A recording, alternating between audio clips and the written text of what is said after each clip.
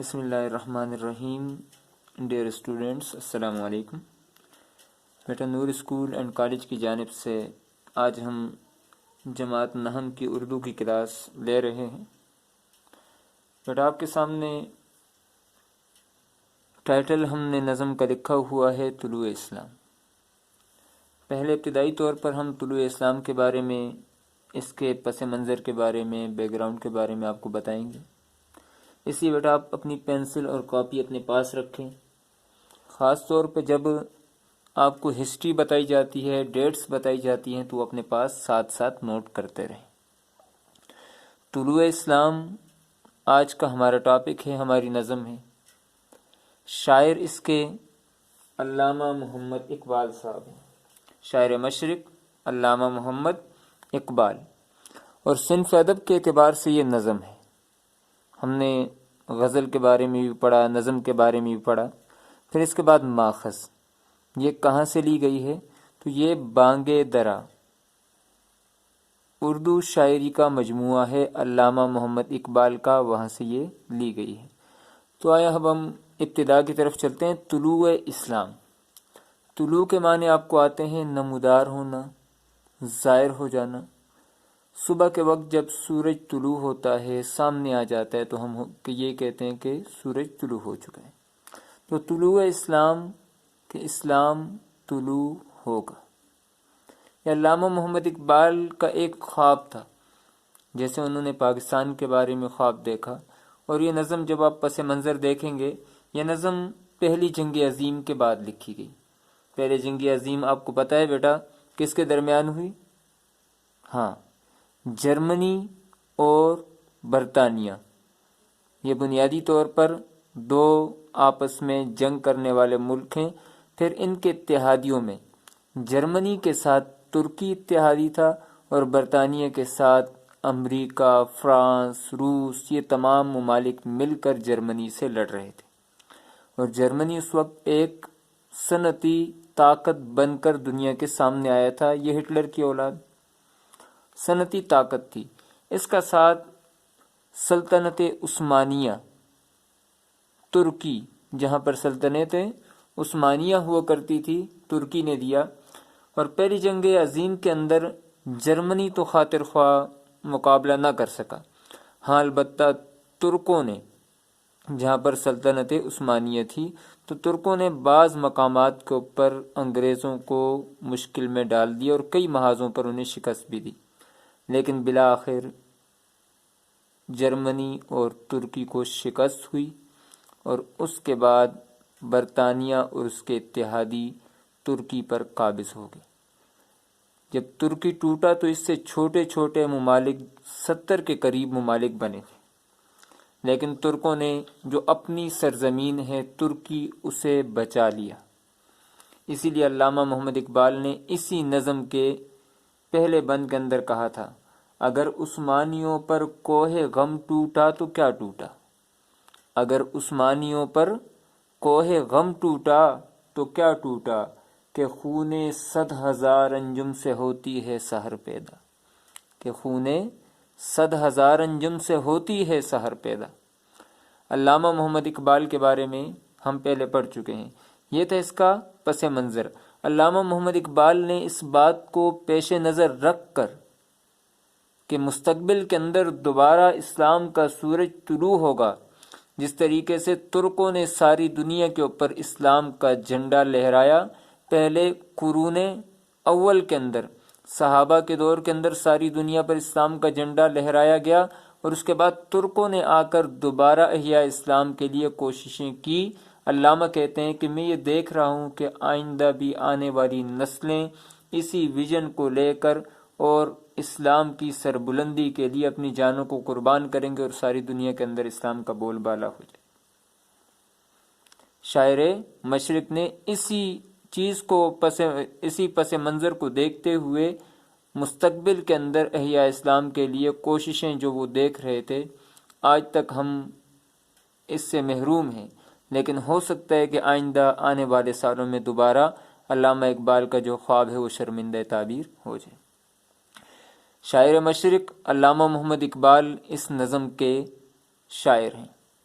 صنف ادب کے اعتبار سے نظم ہے اور ماخذ اس کا بانگ درا ہے۔ بانگ درا کے معنی ہیں، بانگ آپ کو پتہ ہے آواز کو کہتے ہیں، بانگ کس کو کہتے ہیں جی؟ آواز کو کہتے ہیں۔ اور بانگ درا، قافلہ جب رخصت ہوتا ہے اس وقت ایک گھنٹی بجائی جاتی ہے، اسے بانگ درا کہا جاتا ہے، قافلہ رخصت ہوتے وقت کی آواز۔ اور یہ طلوع اسلام نظم جو ہے یہ بانگ درا کی آخری نظم ہے، یہ بانگ درا کی آخری نظم ہے، اور اس کے کل 9 بند ہیں۔ یہ اپنے پاس نوٹ کرتے رہیں بیٹا ساتھ ساتھ، اس نظم کے کتنے بند ہیں؟ کل 9 بند ہیں، اور ہماری کتاب کے اندر جو حصہ شامل ہے وہ صرف 2 بند ہیں۔ یہ بھی اپنی بک کے اوپر بھی لکھ لیں اور اپنے پاس فی الحال نوٹ کرتے رہیں کہ جو ہماری کتاب میں شامل نصاب جو ہمارا سبق ہے یہ صرف 2 بند ہیں، یہ تیسرا اور چوتھا بند ہے۔ یہ کون سے بند ہیں جی؟ تیسرا اور چوتھا بند ہیں۔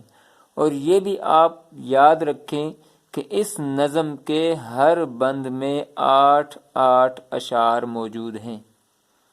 ہر بند میں کتنے اشعار موجود ہیں جی؟ 8 اشعار موجود ہیں، یعنی کل 72 اشعار بن جاتے ہیں۔ ٹھیک ہے جی، 9 8 یا 8 9 72، ٹھیک ہے جی، 72 اشعار اس کے بن جائیں گے۔ اور ہماری بک کے اندر 2 بند ہیں تو 16 اشعار ہماری بک کا حصہ ہیں، ہماری کتاب کا حصہ ہیں، شامل نصاب جو ہمارا آج کا سبق۔ تو اب ہم پہلا جو ہمارا اسٹیپ ہے، جو پہلا مرحلہ ہے، اس کی طرف چلنے سے پہلے کچھ اور جو ابتدائی باتیں ہیں وہ آپ کو بتا دیتے ہیں۔ اس نظم کے اندر بہت سے مشہور اشعار ہیں اور ضرب المثل کے طور پر بھی وہ بولے جاتے ہیں، لیکن ہم نے چونکہ 2 ہی بند پڑھے ہیں اس لیے میں اس نظم کے چند مشہور اشعار جو ہیں وہ پڑھ لیتا ہوں اور آپ اپنے پاس ساتھ ساتھ نوٹ بھی کرتے رہیں۔ ایک شعر میں نے پڑھا تھا، اگر عثمانیوں پر کوہ غم ٹوٹا تو کیا ٹوٹا، کہ خون 100,000 انجم سے ہوتی ہے سحر پیدا، ہزاروں سال نرگس اپنی بے نوری پہ روتی ہے۔ یہ بہت مشہور شعر ہے اور اکثر آپ نے سنا ہوگا، ہزاروں سال نرگس اپنی بے نوری پہ روتی ہے، بڑی مشکل سے ہوتا ہے چمن میں دیدہ ور پیدا، دیدہ ور پیدا۔ یہ تو دوسرے بند کے اندر اشعار ہیں۔ پھر اس کے بعد علامہ نے 5ویں بند کے اندر جو اشعار استعمال کیے ہیں یا لائے ہیں وہ بھی ضرب المثل کے طور پر بولے جاتے ہیں۔ غلامی میں نہ کام آتی ہیں شمشیریں نہ تدبیریں، غلامی میں نہ کام آتی ہیں شمشیریں نہ تدبیریں، جو ہو ذوق یقین پیدا تو کٹ جاتی ہیں زنجیریں، جو ہو ذوق یقین پیدا تو کٹ جاتی ہیں زنجیریں، کوئی اندازہ کر سکتا ہے اس کے زور بازو کا، کوئی اندازہ کر سکتا ہے اس کے زور بازو کا، نگاہ مرد مومن سے بدل جاتی ہیں تقدیریں، نگاہ مرد مومن سے بدل جاتی ہیں تقدیریں۔ اور ایک اور مشہور اور ضرب المثل شعر، یقین محکم عمل پہ ہم محبت فاتح عالم، یقین محکم عمل پہ ہم محبت فاتح عالم، جہاد زندگانی میں یہ ہیں مردوں کی شمشیریں، جہاد زندگانی میں یہ ہیں مردوں کی شمشیریں۔ یہ 5ویں بند کے اندر اشعار ہیں۔ پھر اس کے بعد آگے ایک اور بڑا ہی مشہور شعر ہے، جہاں میں اہل ایمان صورت خورشید جیتے ہیں، جہاں میں اہل ایمان صورت خورشید جیتے ہیں، ادھر ڈوبے ادھر نکلے ادھر ڈوبے ادھر نکلے، ادھر ڈوبے ادھر نکلے ادھر ڈوبے ادھر نکلے، اور عمل سے زندگی بنتی ہے جنت بھی جہنم بھی۔ یہ شعر بھی آپ نے بہت زیادہ سنا ہوگا کہ عمل سے زندگی بنتی ہے جنت بھی جہنم بھی، یہ خاکی اپنی فطرت میں نہ نوری ہے نہ ناری ہے، یہ خاکی اپنی فطرت میں نہ نوری ہے نہ ناری ہے۔ اور اس نظم کے اندر علامہ محمد اقبال نے فارسی کے کچھ اشعار کہے ہیں اور بہت ہی خوبصورت ہیں، اور میرا جو پسندیدہ شعر ہے اس نظم کا یہی ہے، بیا ساقی نوائے مرغ زارس شاخ سار آمد، بیا ساقی نوائے مرغ زارز شاخ سار آمد، بہار آمد نگار آمد نگار آمد قرار آمد، بہار آمد نگار آمد نگار آمد قرار آمد۔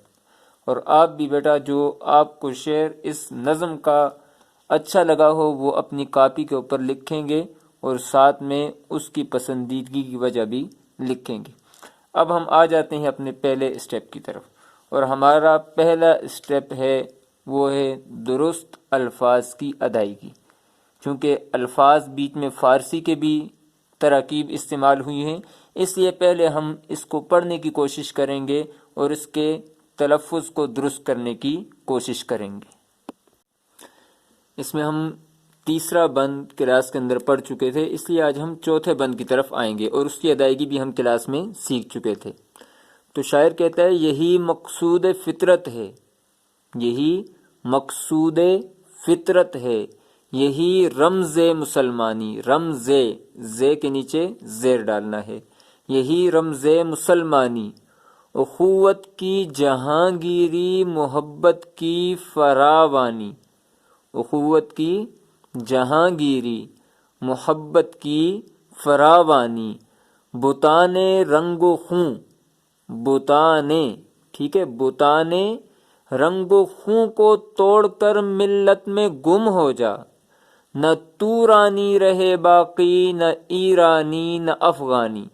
یہ تورانی لفظ ہے، ٹھیک ہے، تورانی نہیں پڑھنا ہے، نہ تورانی رہے باقی نہ ایرانی نہ افغانی، میان شاخ ساراں، میم کے نیچے زیر ڈالنا ہے، میان شاخ ساراں، صحبت مرغ چمن کب تک، صحبت مرغ چمن کب تک، تیرے بازو میں ہے پرواز شاہین کوہستانی، تیرے بازو میں ہے پرواز شاہین کوہستانی، گما آباد ہستی میں یقین مرد مسلمہ کا، بیاباں کی شب تاریک میں، شب تاریک میں قندیل رہبانی، قندیل، ٹھیک ہے، لفظ ہے قندیل رہبانی، ثبات زندگی، ثبات زندگی ایمان محکم سے ہے دنیا میں،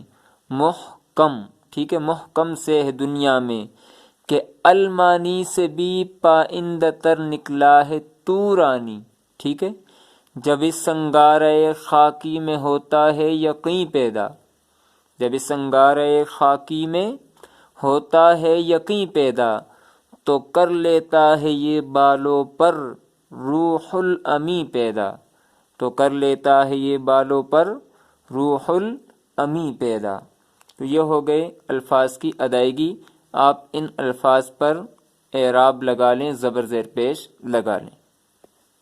تو اب بیٹا ہم آ جاتے ہیں دوسرے اسٹیپ کی طرف۔ پہلا اسٹیپ تھا اعراب، اب دوسرے اسٹیپ جو ہے وہ اب ہمارے مشکل الفاظ کی معنی ہے، اور یہ مشکل الفاظ کے معنی آپ نے اپنی بک پر بھی لکھنے ہیں اور اپنی کاپیز کے اندر بھی لکھنے ہیں۔ یہی مقصود فطرت ہے، مقصود مقصد کی جمع ہے، مقصود مقصد کی جمع ہے، ٹھیک ہے، فطرت قدرت کو کہتے ہیں، نیچر جس کو آپ کہتے ہیں، ٹھیک ہے، یہی مقصود فطرت ہے، یہی رمز مسلمانی، رمز راز کو کہتے ہیں، اشارہ چھپا ہوا اشارہ، پوشیدہ اشارہ، ٹھیک ہے، رمز کے معنی اشارہ ہے، رمز مسلمانی، اخوت بھائی چارے کو کہتے ہیں، ٹھیک ہے، اخوت کے معنی کیا ہیں؟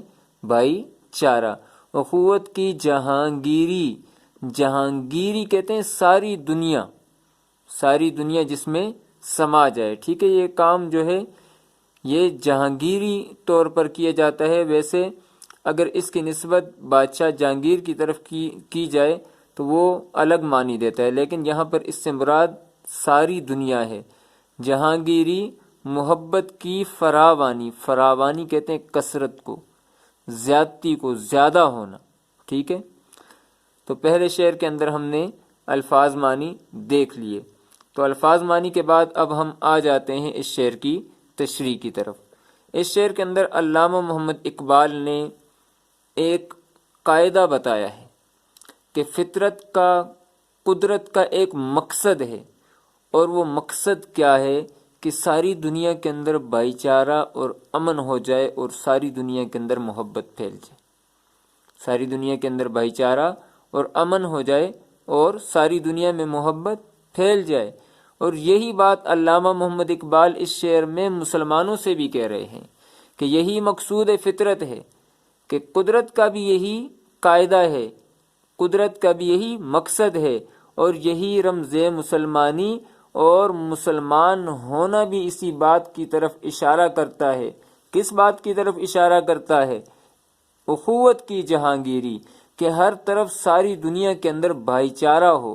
مراد یہ ہے کہ ساری دنیا کے اندر امن ہو، ساری دنیا کے اندر سکون ہو، ساری دنیا کے اندر ایک دوسرے کے ساتھ ہم بھائیوں کی طرح رہیں، محبت کی فراوانی، اور ہر طرف محبت ہی محبت ہو۔ جب محبت ہوگی تو کیا چیز ختم ہو جائے گی بھائی؟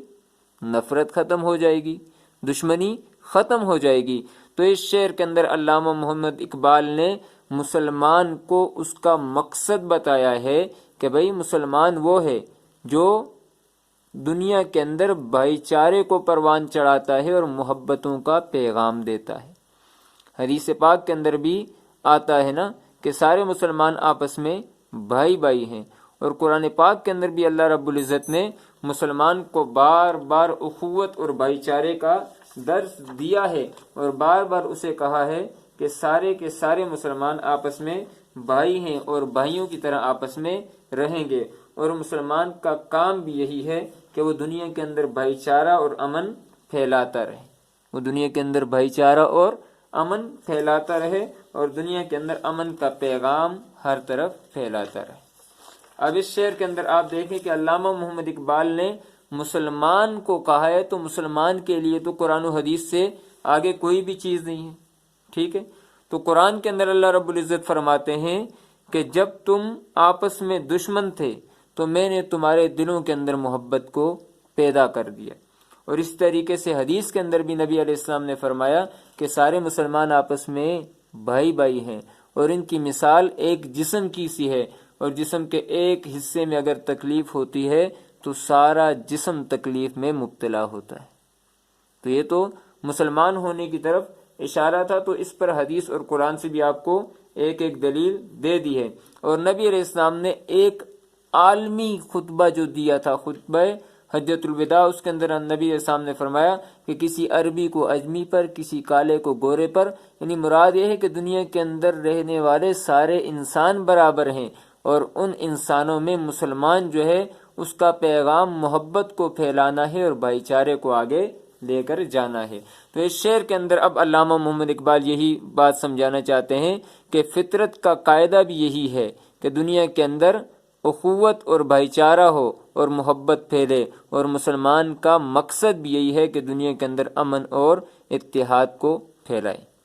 مقصود فطرت کون سا مرکب ہے بھائی؟ بالکل، یہ مرکب اضافی ہے، یہی مقصود فطرت ہے۔ مقصود فطرت مرکب اضافی ہے، اور رمز مسلمانی یہ بھی مرکب اضافی ہے۔ اور اس کے بعد بھی ہم نے یہ کہا تھا جہاں پر کا کی کے آتا ہے، اگر ہم اس پورے جملے کو دیکھیں تو اس میں بھی کی آتا ہے، اس میں بھی کی آتا ہے، تو آپ اس کو بھی مرکب اضافی کے طور پر شمار کریں گے، ٹھیک ہے؟ تو اس شعر کو ہم نے حل کر دیا، اس کے الفاظ معنی بھی، اس کے تراکیب بھی، اور اس کے اندر مرکبات کو بھی ہم نے حل کر دیا۔ تو بیٹا آج کا جو ہم نے سبق پڑھا ہے اس کا خلاصہ ایک مرتبہ ہم دیکھ لیتے ہیں تاکہ ریپیٹ بھی ہو جائے، اور اس کے بعد آپ کو ہوم ورک بھی دیا جائے گا۔ تو آج کے سبق کے اندر جو ہم نے بنیادی طور پر چند باتیں پڑھی ہیں، پہلی بات تو یہ پڑھی کہ آج کی جو نظم ہے وہ طلوع اسلام ہے، اور جو آج ہم نے پڑھا ہے اس کا چوتھا بند پڑھا ہے۔ شاعر اس کے علامہ محمد اقبال ہیں، صنف ادب کے اعتبار سے نظم ہے، ماخذ اس کا بانگ درا علامہ محمد اقبال کی اردو شاعری کی کتاب ہے۔ بند نمبر 3 اور 4 ہمارے نصاب میں شامل ہیں، ٹھیک ہے؟ اور اس بند کے اندر اس نظم کے اندر کل 9 بند ہیں اور پہلی جنگ عظیم کے بعد یہ لکھی گئی ہے، اور ہر بند میں 8 اشعار موجود ہیں۔ کتنے اشعار ہیں جی؟ 8 اشعار موجود ہیں، اور اس نظم کے جو مشہور اور ضرب المثل اشعار ہیں وہ بھی میں نے آپ کو بتا دیے ہیں۔ پھر اس کے بعد ہم نے اس نظم کے جو الفاظ سے ان کی ادائیگی کا طریقہ بھی سیکھا، ان کے اوپر اعراب بھی لگا لیے۔ پھر اس کے بعد ہم نے دوسرا جو اسٹیپ ہے وہ تشریح اور الفاظ کے معنی جو ہیں وہ، اور ساتھ میں تراکیب کے اعتبار سے مرکب ناقص کی کون کون سی اقسام اس کے اندر آئی ہیں، یا فنی محاسن کے اعتبار سے شاعر نے کن خوبیوں کا تذکرہ کیا ہے، وہ ہم ساتھ ساتھ ہر شعر کے اندر بیان کر رہے ہیں۔ تو بیٹا آج کا جو آپ کا ہوم ورک ہے وہ بھی یہی ہے کہ میں نے جو اشعار اس نظم کے باقی بندوں سے پڑھے ہیں، باقی جو بند تھے ان میں جو مشہور اشعار تھے وہ میں نے آپ کے سامنے پڑھے ہیں، وہ میں ایک مرتبہ پھر ریپیٹ کر لیتا ہوں۔ اگر عثمانیوں پر کوہ غم ٹوٹا تو کیا ٹوٹا، کہ خون 100,000 انجم سے ہوتی ہے سحر پیدا، ہزاروں سال نرگس اپنی بے نوری پہ روتی ہے، بڑی مشکل سے ہوتا ہے چمن میں دیدہ ور پیدا، اور غلامی میں نہ کام آتی ہیں شمشیریں نہ تدبیریں، جو ہو ذوق یقین پیدا تو کٹ جاتی ہیں زنجیریں، کوئی اندازہ کر سکتا ہے اس کے زور بازو کا، نگاہ مرد مومن سے بدل جاتی ہیں تقدیریں، یقین محکم عمل پہ ہم محبت فاتح عالم، جہاد زندگانی میں یہ ہیں مردوں کی شمشیریں، اور جہاں میں اہل ایمان صورت خورشید جیتے ہیں، ادھر ڈوبے ادھر نکلے ادھر ڈوبے ادھر نکلے، عمل سے زندگی بنتی ہے جنت بھی جہنم بھی، یہ خاکی اپنی فطرت میں نہ نوری ہے نہ ناری ہے۔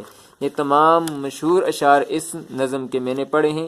یہ آج کا ہوم ورک ہے، آپ نے اس کے متعلقہ جتنے بھی اشعار ہیں یہ اپنی کاپیوں کے اوپر لکھ لینے ہیں، اور اس کے بعد گوگل کلاس روم کے اندر مجھے شیئر کرنا ہے، اور اپنی بک کے اوپر الفاظ کے جو میں نے اعراب بتائے ہیں وہ بھی لگا لینے ہیں، اور اس کی بھی پکچر نکال کے مجھے گروپ کے اندر شیئر کر دینی ہے۔ یہ آج کا آپ کا ہوم ورک ہے، اور اس کے بعد آپ نے بتانا ہے کہ آپ کو ان میں سے کون سا شعر سب سے زیادہ اچھا لگا، اور اس کے اچھا لگنے کی وجہ کیا ہے وہ بھی آپ نے اپنے پاس لکھ لینی ہے، اور وہ بھی مجھے آپ نے شیئر کرنی ہے۔ آج کا آپ کا ہوم ورک یہ مشہور جو اشعار ہیں یہ لکھ لینے ہیں، اس نظم کے ایکسٹرا جو آپ کو بتائے گئے ہیں، اعراب جو آپ نے لگا لیے ہیں اس کی پکچر نکال کے مجھے بھیج دینی ہے، اور ساتھ میں ایک شعر جو آپ کو اچھا لگا ہے اس کی پسندیدگی کی وجہ بھی مجھے بتا دیں گے۔ آج کا لیکچر انٹرسٹنگ بھی تھا، اور بہت زیادہ اس کے اندر آپ کو نالج بھی دیا گیا، اور ہسٹری کے حوالے سے بھی آپ سے بات کی گئی۔ امید ہے کہ آپ نے آج کا لیکچر انجوائے بھی کیا ہوگا، اور آپ نے بہت کچھ اس سے سیکھا بھی ہوگا، اور کوئی چیز اگر سمجھ نہ آئے تو بیٹا آپ کمنٹس کے اندر مجھ سے پوچھ سکتے ہیں۔ السلام علیکم ورحمۃ اللہ وبرکاتہ۔